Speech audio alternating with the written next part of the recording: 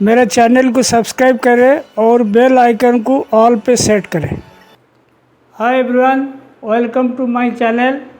आज हम ring frame का गियर्स कैलकुलेशन के बारे में बताते हैं और उससे पहले हम ड्रॉप फ्रेम का मतलब ब्रेकर का, फिनिशर का, सिंपलेस का हम बता चुके हैं। आज रिम फ्रेम का बताने जा रहे हैं और ये LR6G51 का कि रिम फ्रेम के बारे में बता रहे हैं, LMW का। और वो फंडा सबका एक जैसा है, किसी को ड्राफ्ट कांस्टेंट, ट्विस्ट कांस्टेंट ये सब अगर मालूम होगा, फार्मूला उसी हिसाब से निकाल लेगा। और अलग अलग मशीनरी का अलग अलग कांस्टेंट रहता है। LMW मशीन का कुछ अलग है और रीटर का अलग है और इसका अपना KTTM का अलग है। तो उसी हिसाब से आपको गियर कैलकुलेशन करना पड़ेगा। और जो अपना LR का जो मॉडल है LMW का, LR6G51 ज़्यादा तक चलता है। और उसके बाद में जो LR9 वगैरह आया उसमें ऑटोमेटिक सर्वो ड्राफ्ट सिस्टम हो गया। उसमें ड्राफ्ट गियर भी चेंज नहीं करना पड़ता, TPI गियर भी चेंज नहीं करना पड़ता। तो उस केस में आपको कोई दिक्कत नहीं, आप मतलब खाली डिस्प्ले में डाल देना, अपना आप हो जाता है। जो गियर चेंज का बात आता है ना, तब टेक्नीशियन वहाँ अटकता है, सब लोग नहीं कर पाते।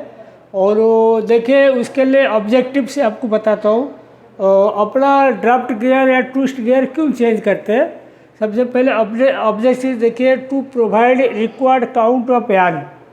अपन को बराबर जो काउंट रिक्वायर्ड है, कितना मतलब 30 काउंट है, 40 काउंट है या 24 काउंट, जो भी काउंट है, काउंट रिक्वायर्ड जितना उतना पाने के लिए गियर चेंज करना पड़ता है। और to provide required TPI of yarn, twist gear क्यों चेंज करते हैं कि अपन को जो TM या TPI जो पार्टी को रिक्वायरमेंट है, इसको देने के लिए हम तैयार करते हैं। उसके बाद देखिए, to provide required ring rail speed. और जैसे काउंट के हिसाब से आपको रिंग रेल का स्पीड को जो रहता है, जैसे जैसे कोर्स काउंट चलता है, तो कोर्स काउंट में क्या होता है, मतलब यान का डाया बढ़ जाता है, मोटा हो जाता है और वो इसका फ्रंट रोल स्पीड भी बढ़ जाता है। इसीलिए आपको तुरंत लपटने के लिए जल्दी जल्दी इसका सेट करना पड़ता है, स्पीड सेट करना पड़ता है। तो उसी हिसाब से वो चलता है। रिंग रेल का स्पीड जो होता है सेट करना पड़ता है, मतलब काउंट के हिसाब से। उसके बाद देखो, to provide required break draft. और देखो, ड्राफ्ट और ब्रेक ड्राफ्ट का आप सोचोगे उसमें रिलेशन नहीं है, मैं बोलता हूँ लेकिन रिलेशन है। आप एग्जाम्पल, आपने ब्रेक ड्राफ्ट एक मशीन में चला रहा हो, एग्जाम्पल बोल रहा हूँ 1.20 चला रहा हो, ठीक है। आपको कोई बोल देगा 1.13 कर दो, तो अगर इतना फ़र्क आप कर दोगे तो CP में, BRW में, मतलब ड्राफ्ट, टोटल ड्राफ्ट में फ़र्क पड़ जाएगा।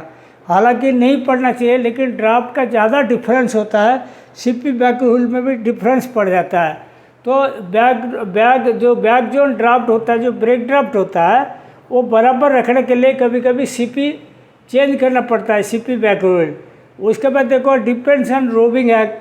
ये तो बहुत इंपॉर्टेंट है। रोबिंग हैंग जितना है उसी हिसाब से आपको ड्राफ्ट सेट करोगे, ड्राफ्ट गियर चेंज करोगी, तो उसी हिसाब से वो रिक्वायर्ड रैपिंग आपका रिम फ्रेम का देगा। तो रोबिंग हैंग का जानकारी होना जरूरी है कोई भी काउंट स्पिन करने से पहले।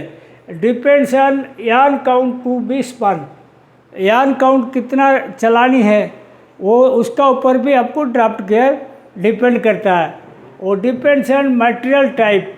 एक क्या चीज़ होता है, देखो, मटेरियल टाइप समझ लो, आपने 100% पॉलिस्टर चला रहे हो, तो 100% पॉलिस्टर चला तो उसमें TM कम रहता है, TPI भी उसी हिसाब से कम ही रहता है।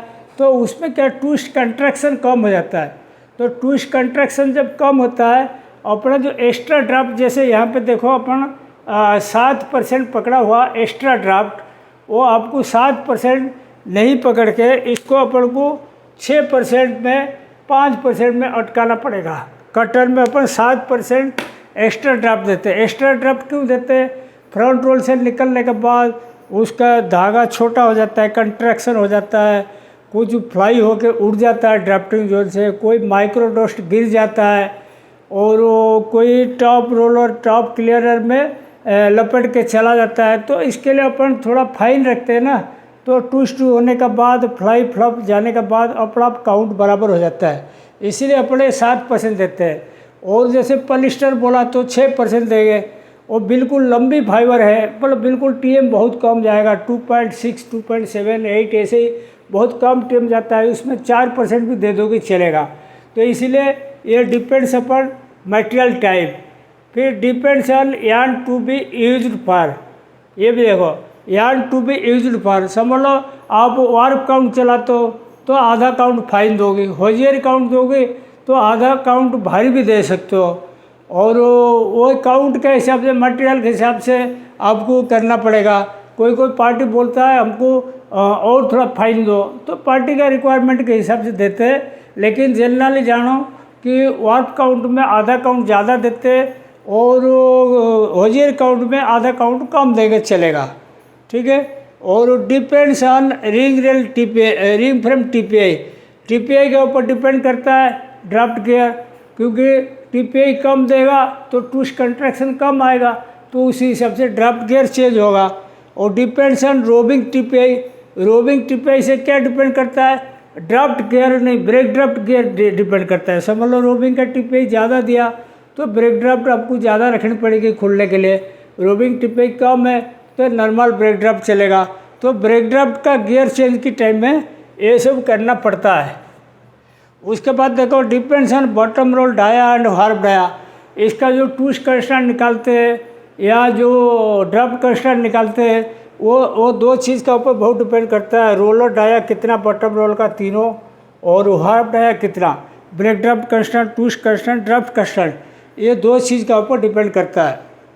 उसके बाद देखो डिपेंड्स ऑन वार्प काउंट है या होजियर काउंट है, कार्डेड है या कोम्ड है या कम्पैक्ट है, वो उसी हिसाब से आपको ड्राफ्ट में थोड़ा बहुत ऊपर नीचे आएगा। लेकिन इसका ऊपर कंसीडर करके अपन ये जो मार्जिन जो होता है 7% है ना एक्स्ट्रा ड्राफ्ट, वो उसी को चेंज करते रहते हैं। और depends on fibre properties, length, mic, strength, जैसे समझ लो आपकी लेंथ ज़्यादा है, तो लेंथ ज़्यादा है तो आपको टीपीआई थोड़ा कम लगेगा, माइक कम है तो टीपीआई आपकी कम लगेगा, हो जाएगा। माइक ज़्यादा है तो टीपीआई ज़्यादा लगानी पड़ेगी। स्ट्रेंथ ज़्यादा है, स्ट्रेंथ ज़्यादा रहेगा तो आपके टीपीआई कम लगेगा, फाइबर का स्ट्रेंथ, तो फाइबर प्रॉपर्टी के ऊपर भी डिपेंड करता है। फॉर एग्जांपल आपको मैं बताता हूँ, एक 24 काउंट का कार्डेड वार्प का धागा बनानी है, 24 काउंट का कार्डेड वार्प का, ठीक है। ये कटन का ही बता रहे, ये कटन का ही है, ठीक है। तो इसमें रिक्वायर्ड रैपिंग कितना अपन को 24.3 पार्टी ने मांगा, 24.3 काउंट देना है। रोबिंग हैंग समझ लो 0.90 का रोबिंग हैंग अपन लगाएंगे, रिम फ्रेम में क्रिल करेंगे। टीएम और टीपीआई समझ लो 4.25 टीएम और 20.95 हो गया टीपीआई। उसके बाद देखो सपोर्ट ड्राफ्ट कंस्टेंट 10.519, हर मशीन का कंस्टेंट रहता है, आपको पता है। जैसे हार्प डाया कितना है, फ्रंट रोल डाया कितना है, बैक रोल डाया कितना, उसी हिसाब से कंस्टेंट आता है मशीन का। हर कंपनी का मशीन का अलग अलग कंस्टेंट आता है। समझ लो इस मशीन में अपन 10.519 ड्राफ्ट कंस्टेंट आया, तो आजिम बैक रोल व्हील BRW 105, मैंने 105 का BRW पकड़ा, आप चाहे 104 पकड़ सकते हो, 6 पकड़ सकते हो, 100 पकड़ सकते हो, आपके CP का अवेलेबिलिटी हिसाब से आप पकड़ सकते हो। तो ड्राफ्ट कंस्टेंट देखो 24.3 में 0.9 डिवाइड का 27 का ड्राफ्ट आया, ठीक है।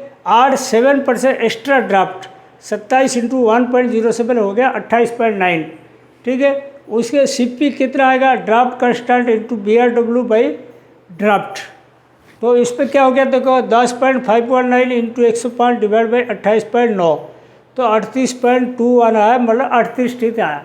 तो अगर 38.5 के ऊपर आएगा तो 39 ले लेना, 38.3 4 ऐसे ही आया तो 38 तक ले लेना। और सपोज ट्विस्ट कंस्टेंट 24.15, मैंने आपको एग्जाम्पल के लिए बता रहा हूँ, हो सकता है कंस्टेंट अलग अलग आएगा तो उसी सब लेना। टीपीआई समझ लो 24.15 इंटू B/A इंटू D/C, ये जो 4 गियर है ना, ये है ट्विस्ट कॉम्बिनेशन गियर,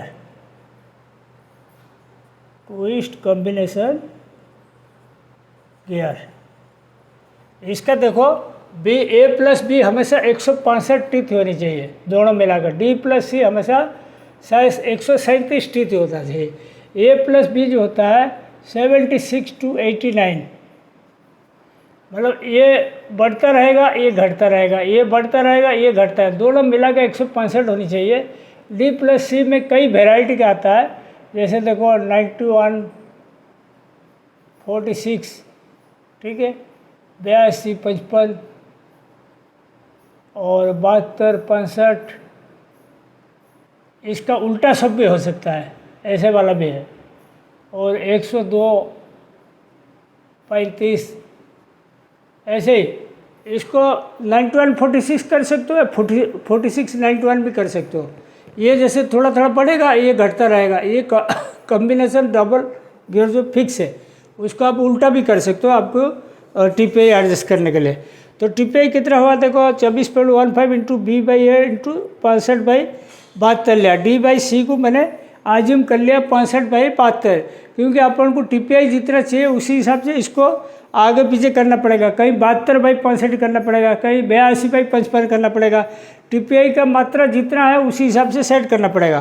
फिर देखो 21.8 इंटू बी बाई ए, इसको अपन मल्टीप्लाई कर दिए और डिवाइड कर दिए 21.8 इंटू बी बाई ए, तो 21.8 इंटू 81/84 पकड़ा। तो इसमें क्या होता है ए बी सी डी जो रहा देखो आपकी ए बी सी डी, तो डी हो गया 65, सी हो गया 72 और ए हो गया 84, बी हो गया 81, तो ये गियर हो गया। और इसका कैटलॉग में जाओगे आपको टीपीआई कितना चाहिए, ए बी कितना रहेगा, डी सी कितना है, उसका रहता है चार्ट रहता है, वो चार्ट देख के भी आप चेंज कर सकते हो। ये आपको मैंने ये मेथड के हिसाब से बता दिया। और एक बात आता है ब्रेक ड्राफ्ट, ये बताया था इधर देखो ब्रेक ड्राफ्ट के बारे में, डिपेंशन, हाँ ये ब्रेक ड्राफ्ट जो होता है, ब्रेक ड्राफ्ट कंस्टेंट एक आता है। ब्रेक ड्राफ्ट जो कंस्टेंट होता है, समझ लो एग्जाम्पल आपको बोल रहा हूँ, कंस्टेंट वगैरह देख लेना कितना क्या है। ब्रेक ड्राफ्ट कंस्टेंट समझ लो 76.28 एग्जाम्पल बोल रहा हूँ, ठीक है। तो आपको ब्रेक ड्राफ्ट समझ लो 1.14 रखना है, तो बीडीसी पे कितना रखना पड़ेगा 76.28 डिवाइड बाई 1.14, ये आपका देखो 66 पॉइंट बीडीसी पे कितना हो गया 66.91, मतलब 67 टीथ का लग जाएगा। ये एग्जाम्पल करे बोला, जितना ब्रेक ड्राफ्ट कंस्टेंट आप मशीन का निकल रहा है उस पर बीडीसी पे डिवाइड कर दीजिए तो अपना आप आ जाएगा ब्रेक ड्राफ्ट, मतलब break draft constant divide by BDC पे, ये आ जाएगा आपके ब्रेक ड्राफ्ट, ठीक है, ये ध्यान रखें। और उसी हिसाब से ये मतलब ब्रेक ड्राफ्ट का भी हो गया कैलकुलेशन। उसके बाद देखो अपन जैसे लिफ्टर रैचेट जो है एक काउंट के हिसाब से आपको सेट करना पड़ेगा। समझ लो 24 काउंट है, अपन 63-50 रख देंगे चलेगा, काउंट के हिसाब से उसका रहता है। देखो आपको एग्जाम्पल बोल देता हूँ, अपना 24 काउंट है, ठीक है, अपन 63-50 कर देंगे चल जाएगा। 30 काउंट है तो इसका उल्टा कर दे 50-63 कर, दोनों मिलाकर 113 टीथ होनी चाहिए, दोनों मिलाकर 50-63 हो गया, ठीक है। समझ लो 40 काउंट है तो अपन 44-69 ये भी कर देंगे, 44-69 हो जाएगा 113। तो उसी हिसाब से कॉम्बिनेशन आता है, लिफ्टर का भी चेंज कर सकते हो काउंट के हिसाब से। और बाकी इस पर गियर कैलकुलेशन और कुछ नहीं है, यही सब है। और आप इसको ध्यान से करिए और ठीक से करिए। और जब भी कैलकुलेशन करते हैं आप पर्चा बढ़ाते हो काउंट चेंज के लिए, गियर का स्लिप बढ़ाइए, अपने सीनियर को दिखाइए ज़रूर, दिखाने के बाद उनका साइन कराइए, साइन कराने के बाद फिर मेंटेनेंस फिटर को या फॉरमैन को देना। कभी भी गड़बड़ हो सकता है और टेक्निकल आदमी का इसका ऊपर नौकरी का खतरा रहता है। अगर कभी आपने गलत गियर चेंज कर दिया, गलत काउंट बन गया, माल ख़राब हो गया, सेकंड क्वालिटी में डालना पड़ा, तो आपकी नौकरी भी जा सकता है। तो ये बहुत इंपॉर्टेंट चीज़ है, आप इसको बड़ा ध्यान से करिएगा ड्राफ्ट कैलकुलेशन जो रिम फ्रेम का। तो उसके बाद ही अपनी पर्ची देना, पर्ची एक खुद बना के फिर देना है, अपनी बॉस को देना है, उसे चेक कराना। और आज का वीडियो मैं यहीं पे समाप्त करता हूँ। Thank you.